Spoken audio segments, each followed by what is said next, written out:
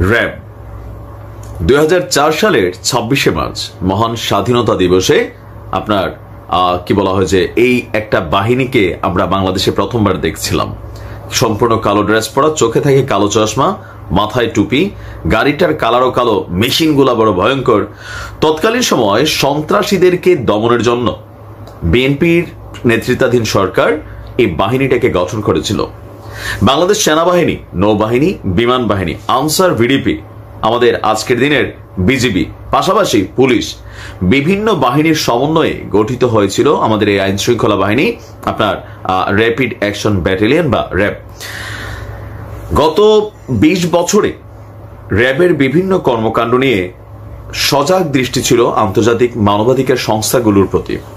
Basically বাংলাদেশের যে আইন শৃঙ্খলা বাহিনী গত 20 বছর না, গত 53 বছর যাবতই আমাদের সশস্ত্র বাহিনীগুলা পলিটিক্যাল ব্যবহারের শিকার হয়েছে। আর এর মাঝখানে সবচেয়ে বেশি ব্যবহৃত হয়েছে, দাবি করা হয়েছে র্যাবকে।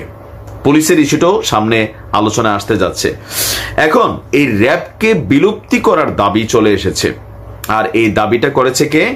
নিউ ইয়র্ক ভিত্তিক যে আন্তর্জাতিক মানবাধিকার সংগঠন আছে, হিউম্যান রাইটস ওয়াচ। অলরেডি আপনারা জানেন যে গত 15 বছরে র্যাব যেমন একদিকে বাংলাদেশের সাধারণ মানুষের জন্য অনেক ভালো কাজ করেছে, কিন্তু কিছু কিছু ঘটনা ঘটিয়েছে যেগুলা বিশ্বের মধ্যে ছড়িয়ে পড়েছে। আর এজ এ রেজাল্ট আমেরিকা র্যাবকে কিন্তু স্যাংশন দিয়েছিল, এবং কি কয়েকজন ঊর্ধ্বতন যারা অফিসার ছিলেন তাদের বিরুদ্ধে কিন্তু মার্কিন নিষেধাজ্ঞা বহাল আছে। এই পরিস্থিতিতে যেহেতু ডক্টর ইউনূসের সরকার রাষ্ট্র ক্ষমতায় এই মুহূর্তে আসীন আছেন, এবং তার সাথে পশ্চিমা ভিত্তিক যেই সংস্থাগুলো আছে তাদেরও ভালো সম্পর্ক, আর ডক্টর মোহাম্মদ ইউনূস শান্তিতেই নোবেল পুরস্কার পেয়েছেন, এবার তার কাছে একটা চিঠি পাঠিয়েছে এই কি বলা হচ্ছে আন্তর্জাতিক মানবাধিকার সংস্থাটি।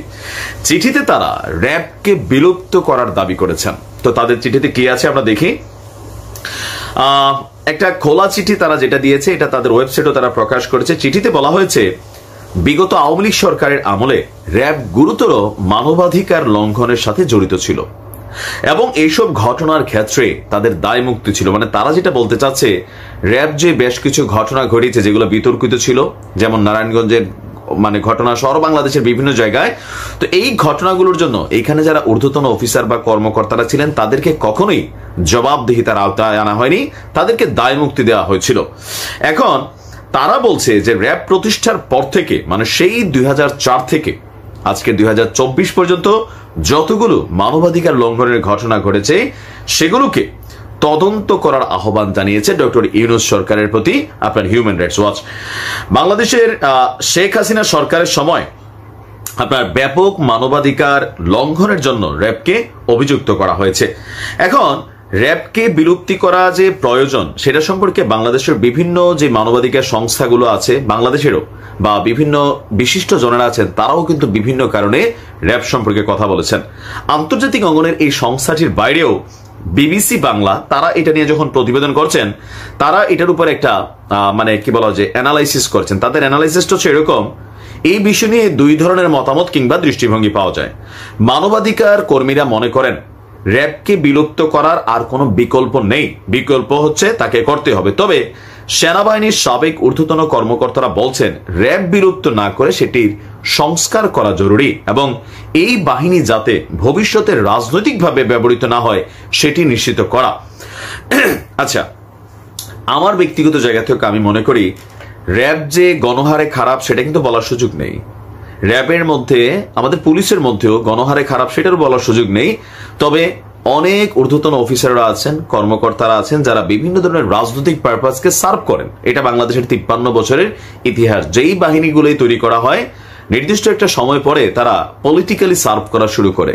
তো সেই ক্ষেত্রে একটা বাহিনীকে বিলুপ্ত করতে গেলে এখানে হাজার হাজার মানুষের কর্মসংস্থান, আবার একটা বাহিনীর জন্য যেই মানে সেটেলমেন্ট, অফিস, তাদের অনেক কিছু, এখানে রাষ্ট্রের ইনভেস্টমেন্ট আছে।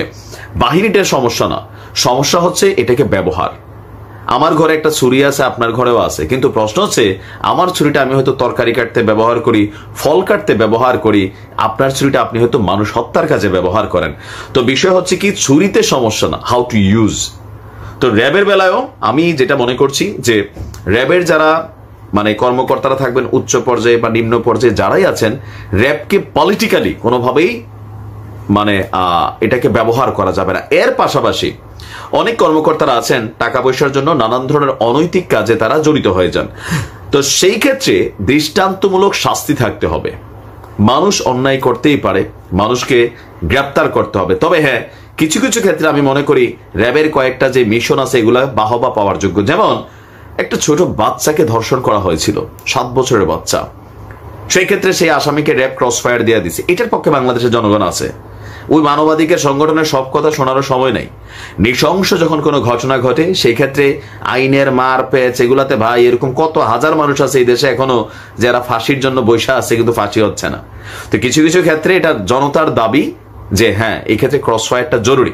বাট পলিটিক্যালি ভিন্ন দল করার কারণে, সরকারে না থাকার কারণে তাকে হেনস্থা করা, গুম করা, তাকে হত্যা করা, মানে এরকম ঘটনাগুলো থেকে বিরত থাকতে হবে। তো আমি একজন নাগরিক হিসেবে বাংলাদেশের আমি মনে করি র্যাবের মধ্যে হয়তোবা 5% লোক করাপ্টেড অথবা পলিটিক্যালি পারপাসে সার্ভ করেছে, তাদেরকে শাস্তির আওতায় আনা যেতে পারে, সংস্কার করা যেতে পারে, কিন্তু টোটালি বিলুপ্ত করার পক্ষে আমি না। কারণ এটা একটা রাষ্ট্রীয় প্রতিষ্ঠান, এখানেও আমার আপনার পরিবারের মানুষের চাকরি করে। ভালো থাকুন। আসসালামু আলাইকুম।